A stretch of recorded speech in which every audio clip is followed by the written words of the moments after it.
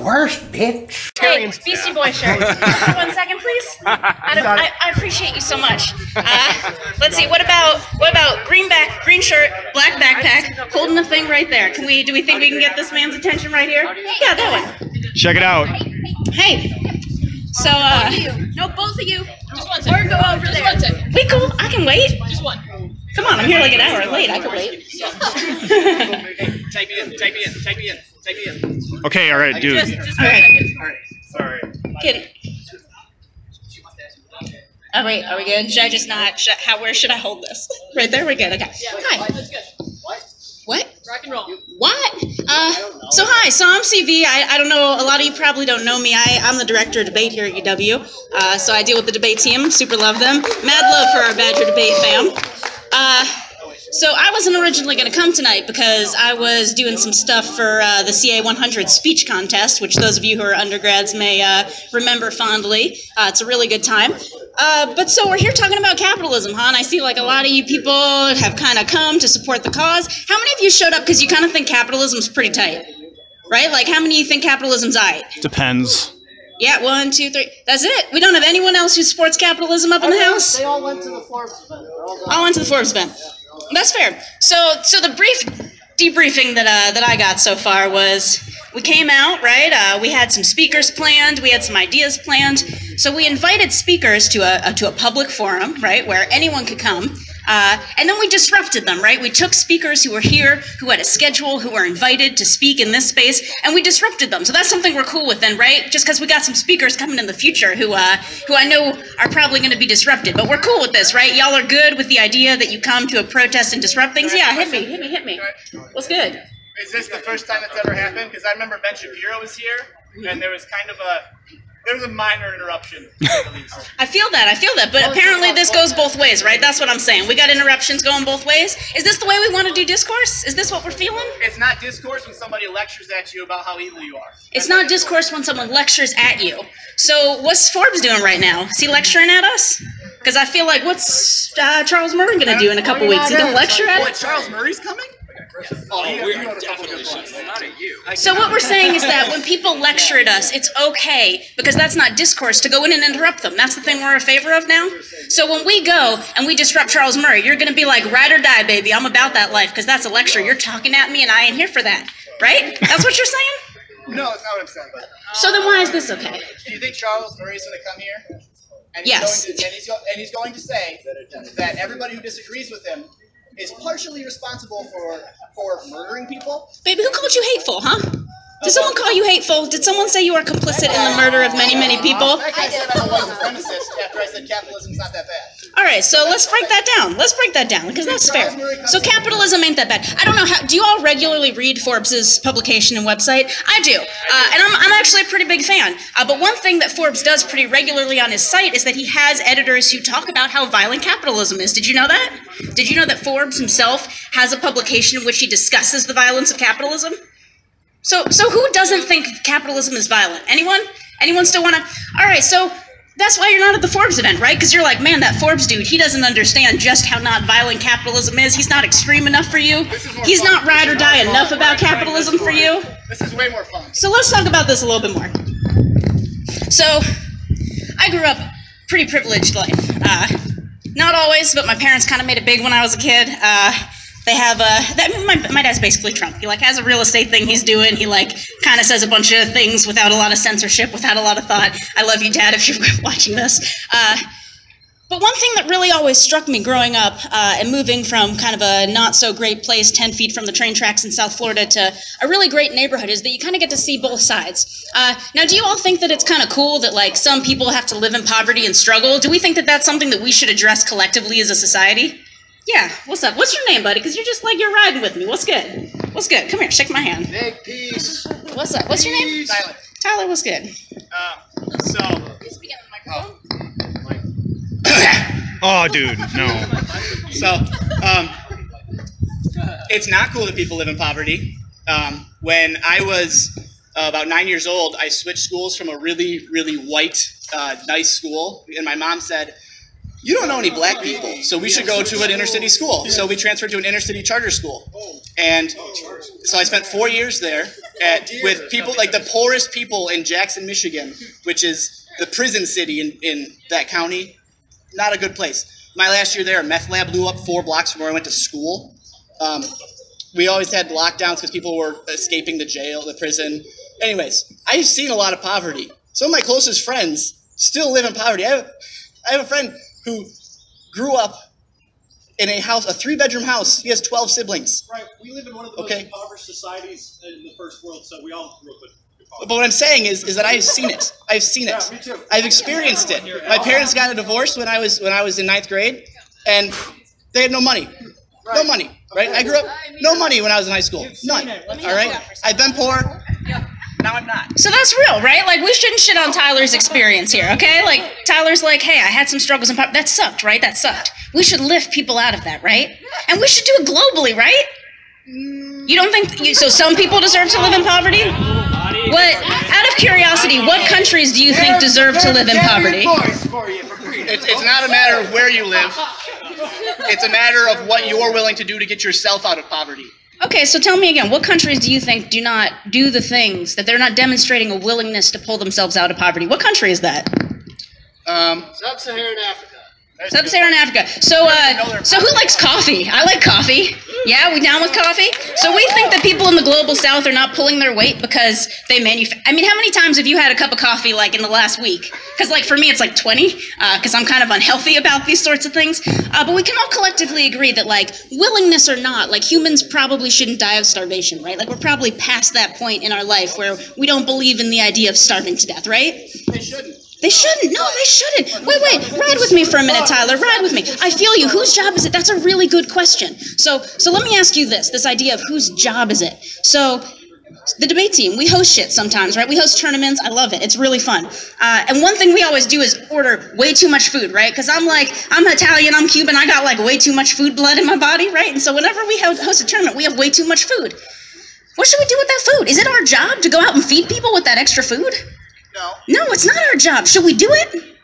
It's a moral thing to do. It's the moral thing to do, so who gives a fuck whose job it is, right? It's the moral thing to do. That's what I'm saying. High five, Tyler. We riding. That's what's up. But it's not immoral to keep the food for yourself. Okay, it's not immoral to keep the food for yourself.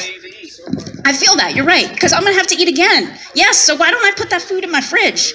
Why don't I just take that food home, put it in the fridge, and eat it next time? So let's say I did that, all right? So I didn't spend $20 on food now because I got this pizza in my fridge, and I'm a grad student, so you know I'm jiving with that. I'm taking my free pizza anytime I can. But what do I do with those $20? I just saved that $20 because I didn't have to buy no food because the debate team got my food on their dime. What should we do with that $20, Tyler? Whatever you want. Whatever I want. What does God tell us we should do with that food, Tyler? You don't know? I'm not a religious man. Man, not a religious man. Who out there's religious? Does anyone believe in Jesus? I'm looking at you three right here. Do any of y'all feel Jesus? You're a Jew. Do you feel God? Do you feel God in your heart at all? When God comes around. When God comes around, and God is not coming around very much right now, is he? Because I'm seeing people starving on State Street when we got hella food out of the Gordon Food Services right there going to waste. So you're right there. There is no God. So maybe we think less about this idea of jobs and we think more about this idea of a shared human connectivity, right? Do you think that's why people like me and conservatives donate more money to charity every year than people on the left? I don't know. Is it what kind of charity? Is it Trump's charity? Because I got some questions for you. But more like Hillary's charity. More like Hillary's charity. But why do we have to count on charities? Why cannot we go do those acts ourselves? Why do we need to rely on someone else? Whose job is it? Is it not our job to care for each other? That's all I'm saying. It is our job. Yes, Tyler, that's what I'm saying. It is our job to care for each other. So we should do it, right? We should go out there and we should give to people. Now, what do we do if we have a system? Do we do that? At whose expense? I don't know, 'cause I got my pizza, and I got some in my fridge, and I got this free $20, so it doesn't sound like it's at my expense. It's not at your expense. Look at you looking all fly in that suit, baby. It ain't at your expense, right? That's what I'm saying. You look good. You look sharp. I'm feeling it. Those shoes are hot. Like, yes. Yes. $1. That's what I'm talking about, right? So it's not at your expense. Dichotomy. You're setting up a false dichotomy. You're right, it is a false dichotomy, and that's the bullshit, because we live in a world where we have a whole system that creates these false dichotomies for us, that tells us if I go give $1 to a man on State Street who's starving, that comes at my expense. Isn't that fucked up? isn't it fucked up that me feeding poor people comes at my expense? Don't you think we should get rid of that system? Does anyone think we should get rid of that system? Does anyone think that feeding people shouldn't come at other people's expense? That we should feed everyone? Mayor believes that. Our socialist mayor believes that. So let's not. So hang on. Hang on. What's this fly-looking man in the suit's name? What's her name? Did you not know that? I know it. Yeah.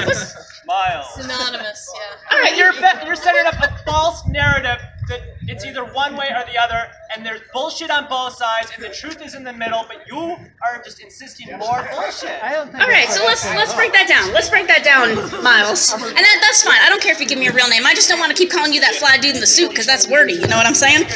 Right, it is a good name, and it's just the truth. I mean, look at that man. It's just the truth. Either for or against giving money to the poor. No. I believe you do, Miles. I'm not saying that. There's no part of this speech in which I've said you're good or bad, right? Like, I don't believe that. I don't believe in those sorts of absolutisms because I do a lot of bad shit in my life that I wish I couldn't do, and I'm going to keep screwing up. So I feel you. We're all doing bad things, and we're all out there doing good things. I'm asking you to embrace this one particular good thing, right? So I'm saying you don't need to get on board with my, gay automated space communist utopia. You don't need to get on board with that, Miles. That's cool, right? But what you do need to get on board with is saying, don't you think there's something wrong when we can't feed everyone when we have enough food to do it? That's all I'm asking you to get on board with. The government steals money from one group of people.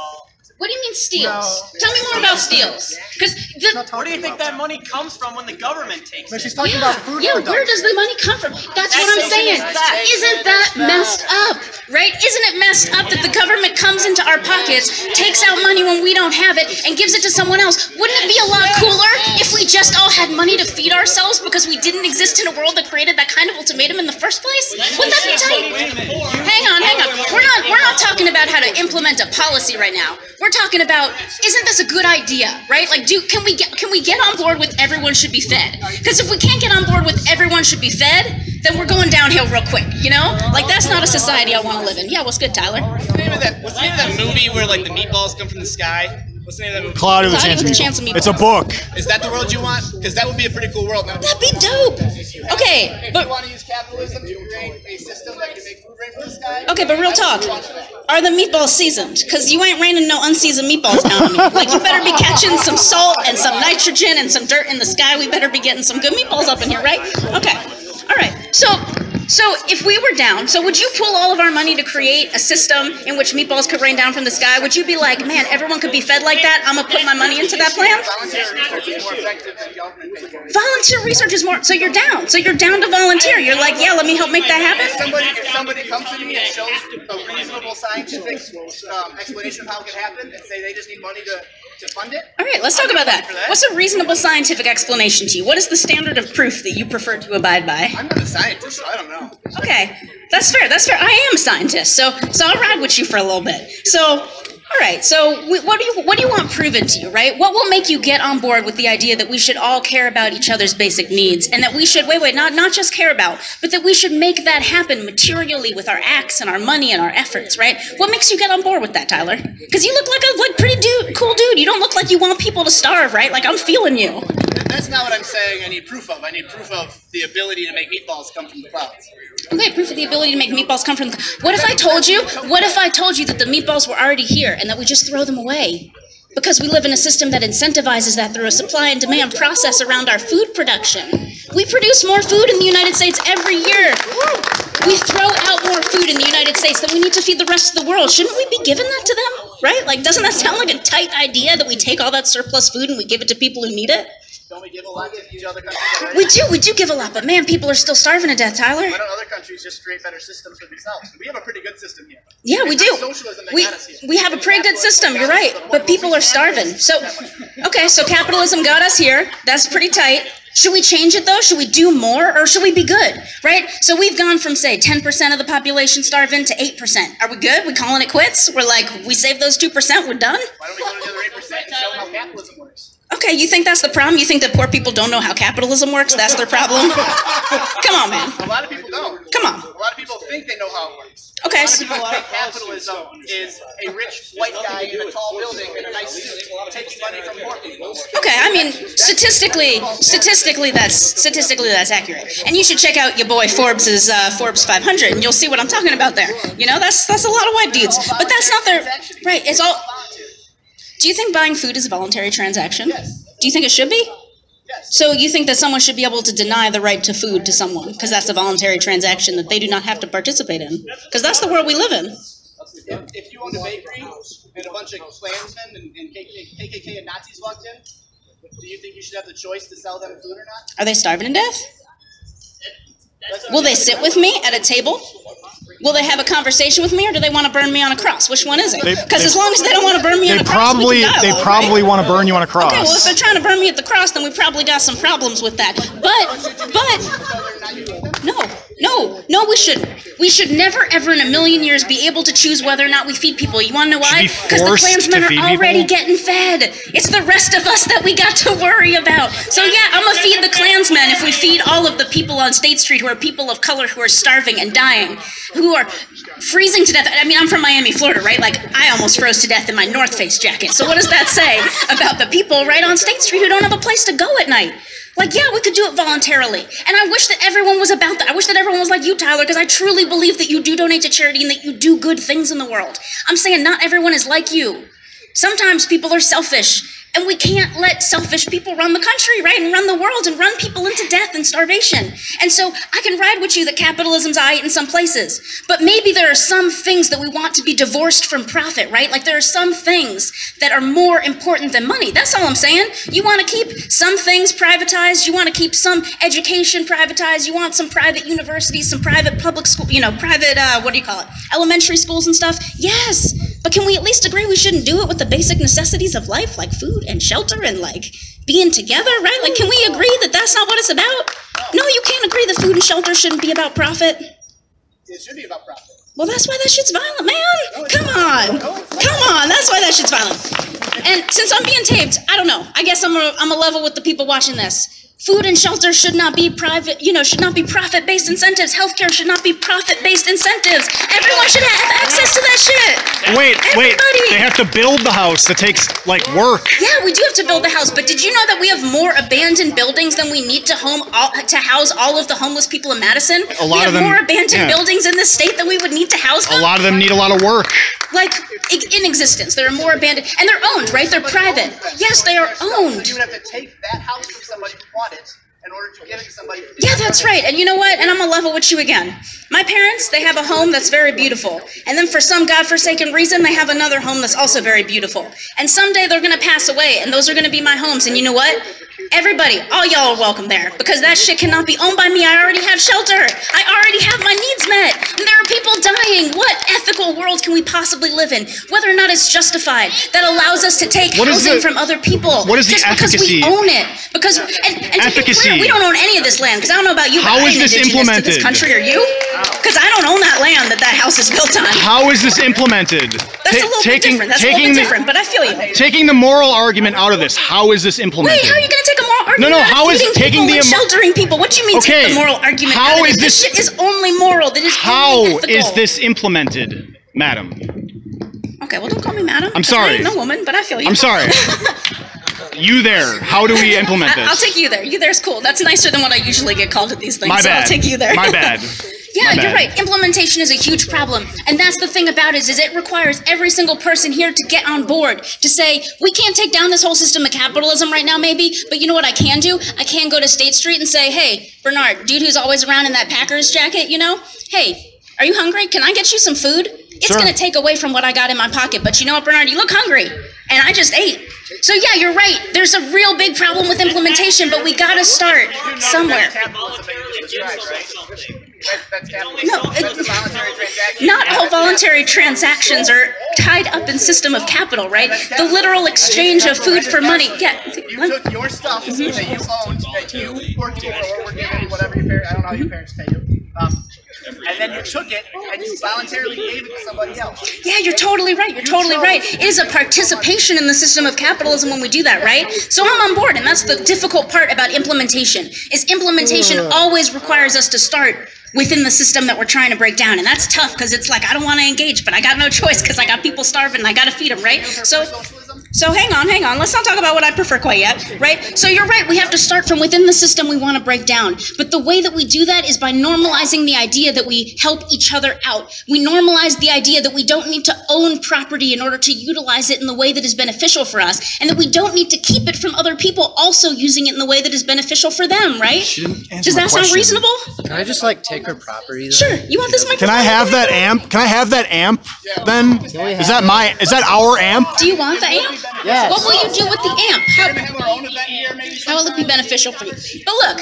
That's the workers' amp. That's not your amp. And that's what I'm saying is, if you want to come up here, that I will share this amp with you, right? Because we are still in that capitalist system. We still abide by the idea of ownership because we can't break it down immediately, and I get that, right? I'm not asking you to break it down immediately. But what I am saying is that if you want to share this mic with me, you can come up, stand right here beside me, and I will hand it to you. Because I don't need to own this property in the way that you need to own that home, right? Because I don't need to own things because I can share them with you.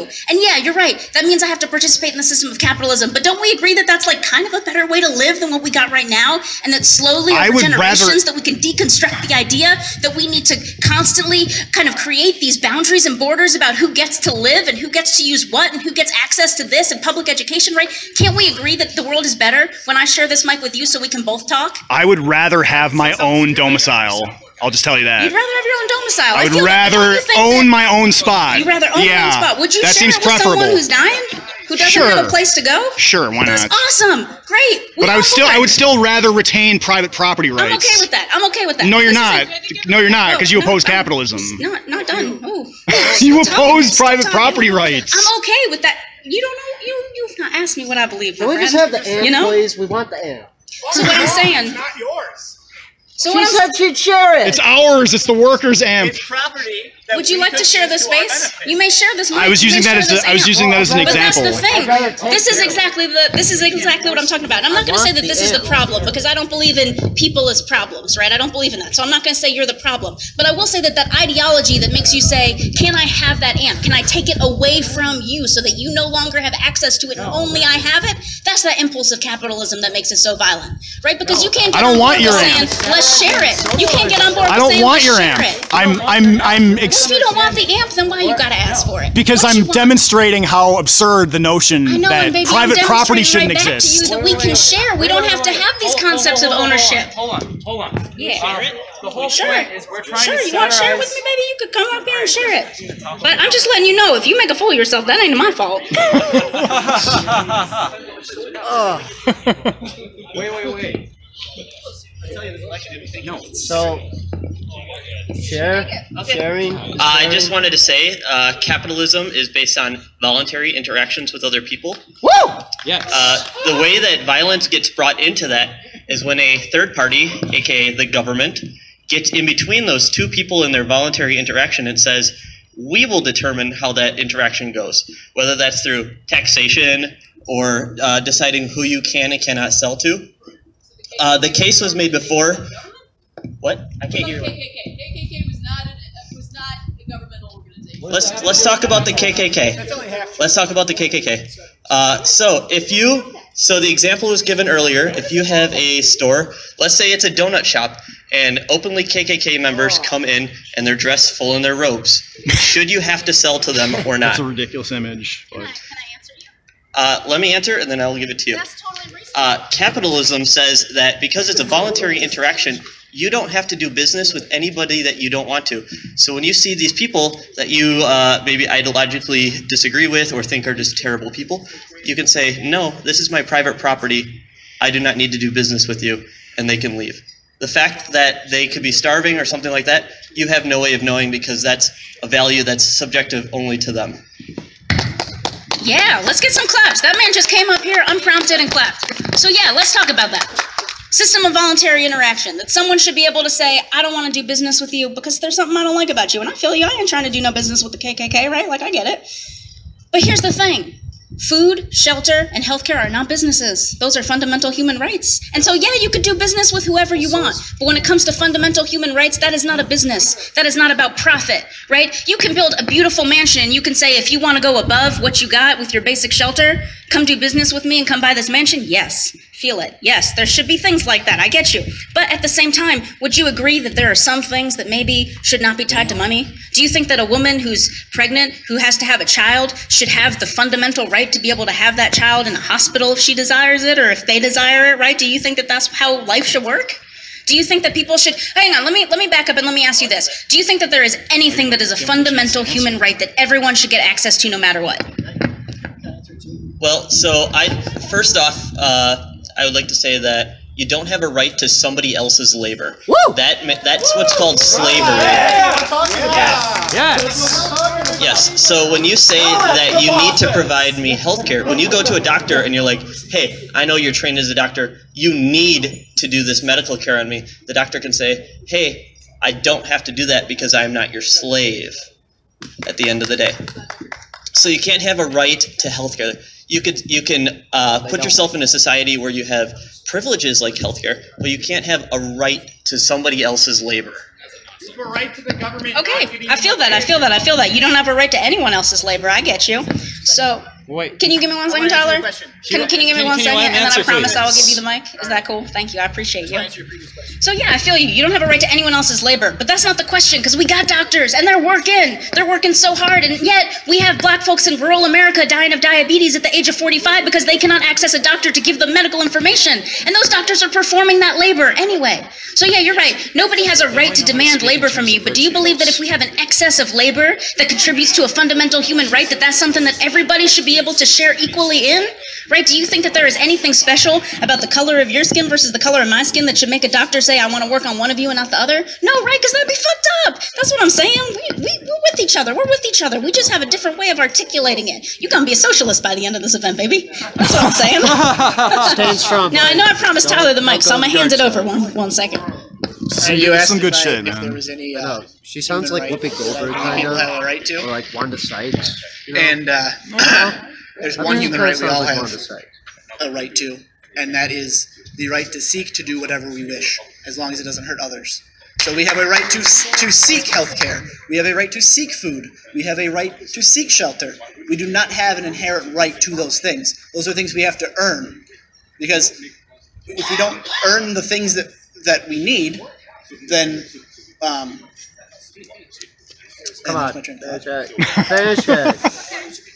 Finish. God damn it, Tyler, you're blowing it. I am. Come on. Yeah, you can. If you don't earn the things that you need to survive, then it's not that you shouldn't die and that you should die. It's that You will die. You probably will if you never get the things you need. So should you? Right? Well, I mean, the laws of nature say you should, right? Ain't no law of nature. Law is a human construct. Well, I mean, like if the baby bunny doesn't eat food, the baby bunny dies. Basic law. It's natural consequences. There are natural consequences that we have to face if we do not fulfill our obligation to ourselves and to our families to provide for them. And it's nobody else's job. I get that. So you have the right to seek things. Yes, absolutely. You have the right to seek things and do the things that you want to do as long as they do not interfere with other people's way of life. So let me ask you a question. How do I seek healthcare if I live in a rural part of the country where it is not economically feasible for doctors to come and live there and serve my community because we don't make enough to pay them? How do I seek healthcare in that world? Charity. Charity? Charity. Okay, so there are so many impoverished areas of this country that we cannot possibly address all of them through charity unless we start mandating that people perform that charity. What do? Them die? But isn't that But what it's socialism happening. is? People are dying because they do not have basic things that we have a surplus of. So what do you mean you disagree? Do you think people are not dying because of poverty? You're twisting that around. I'm not saying that people aren't dying because of poverty. I'm saying get the government out of the way. Get the government out of the way. All right. Wait, he wasn't finished. Yeah, he said get the government out of the way because... But you interrupted at that point. Did Let you him finish. I'm sorry. So what's more argument first? Thank you. I'm running out of So time. do you think that oil is the... Let's take it on a transnational level because I feel you. I don't think we're going anywhere with this healthcare example. Do you think that oil is like a really good thing for our planet? Oil? Yeah, oil. Oh. Like burning it, I running have cities something on to it, say. running cars on it. Oil is an inanimate object. Oil is an inanimate object. Okay. Inherently good or bad, it's what people do with it. Okay, not inherently good or bad, it's what people do with it. So do you think that kind of polluting into the environment, could we make a moral judgment on that about whether or not it's good or bad? So what would you do that wouldn't kill millions of people? What's that? You can't. What would you do as a different energy source that isn't going to kill millions of people, primarily in the third world? So which source? So I'm a because proponent it of a doesn't couple happen things. overnight. I'm kind of big on renewable energy. I'm kind of big on nuclear. We could level with those conversations later. But what I'm saying is that we do have alternatives, right? We have things besides oil we could use to power places, right? Why do you think we keep using oil when it is so bad for the planet? Does anyone want to give a suggestion about why we keep using oil and natural gas? Because it's so readily available. Government subsidy and oil companies that have lobbyists that control the government. Yes, lobbyists, government subsidy. So what you're saying is because it's economically viable, right? Because we got these subsidies up in the mix. Because the government. There's a difference because of cronyism. That's cronyism. Nothing to do with capitalism. And corporatism. Yeah, do you think that everyone has equal access to lobby you didn't the let him government? finish. Can you agree with this statement? There's a difference between capitalism and corporatism. Oh yeah, definitely. Then why do you hate So I'm capitalism? arguing in favor of capitalism, which you're arguing against. We can both say that we both dislike corporatism, where corporations are controlling government. All right, so let me ask you this. Y'all have done a lot of work saying I want to know the practical implementation of this policy. So I'm gonna hand you the mic, and I want you to give me a rundown on when we stop taxing everyone. I want you to explain to me how University Road stays maintained. I want you to explain to me how the people in rural areas that no one cares about get maintained, and I would like you to explain to me how some people who are not viewed as worthy of charity get access to that, right? So like as a graduate student here, right, I do not have access to the types of healthcare I need because it is banned by Scott Walker and his lovely DOJ, right? So like what kind of charities access the kinds of people who do not seem worthy of charity in the first place? It's probably going to end around 8 p.m. So we could come to the Steve Corpus game about halfway through. Ooh! Yeah, I'm doing it. My dad is there. I don't want to abandon him. Nobody's listening. But first I'll address the roads. If there is a human want and a human need for roads, then they will be paid for. The money is already there and going towards these roads and services. The only difference now, and the difference between if we had free market capitalism, is the fact that the government gets in and decides which roads can be where and that sort of thing. The money is already there. We just currently have a middleman that is making that transaction for us. There is a huge incentive for there to be roads. Roads are there because they serve a purpose. All these big businesses that have tons of money, they only get the money because their customers give it to them. How can their customers give it to them if they can't get to them? They need to be able to get there. So that's how roads will be paid for. It's not that hard to build roads. That's how all services come about, is there's a supply and there's a demand. The supply tries to reach the demand in the marketplace. Charity works the same way, except you do have cases where, let's say you're talking rural areas where poor people are unable to get the health care that they want. That's where the charitable good need, or the goodwill of the people, comes out and gets that charity going. Because I could agree with you, probably, that it feels good to do good things for other people, and we should be doing good things for other people. We don't always do good things for other people because we're being motivated by profit. We're doing it because it's good, and we think we should be doing good. Capitalism has a place for that, a big place. If we stop spending so much money on war and just unnecessary government projects, we will have that money in order to feed everybody, do healthcare for everybody. Yes, we agree on so many things. I'm feeling it. But you see where the disagreement I do see where the disagreement is. So here's a question I got for you. Why do we go to war with other countries, right? Like, what incentivizes our wars? Capitalism. What do you... I have never gone to war. You're right, but... That's fair. You're right, they're not doing it in our interest. Whose interest are they doing it in? You think that it's the governments and the corporations? Yes, we go to war for profit. So how do we stop that in your world? Cronyism. I go to war. Okay, you're right. The United... What's good? Please do, because I came up here to just diffuse the tension, and I feel like I've done my part here, so I'm going to give you the mic, buddy.